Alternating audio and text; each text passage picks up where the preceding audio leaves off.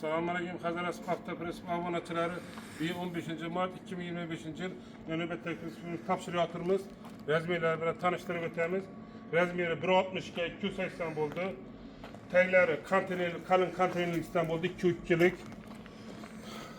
Resurlar yani bakvat resurlar 15'lik lasetlerin balonlarını koyup vergenimiz.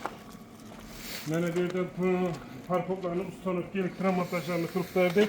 Parkoklar ro'y tag'a qo'yib berdik. Qamaldan ro'y tag'asi.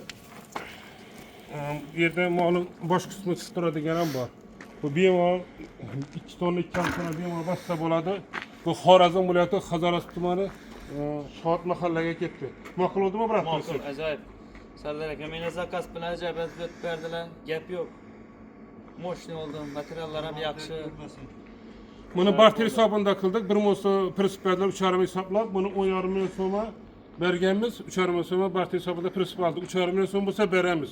Müracaat üçün nömerlerimiz 99'dan 334 44 84. Yana bitta nömerimiz 95'lik 540 44 84. Şu nömerlerge müracaat kılsanız her xil türde prinsip işlep beramiz. Mana her xil türde prinsiplerimiz var.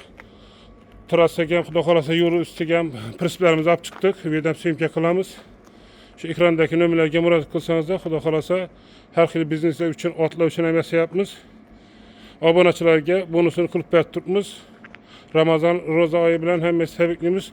Ramazan oyida skidkani qilib berib turibmiz. E'tiborlariniz uchun katta rahmat. Sog' bo'linglar, salomat bo'linglar. Esa brat Okyol, sog' bo'ling, salomat bo'ling, rozi bo'ling. Rahmat. Sog' Right. bo'ling.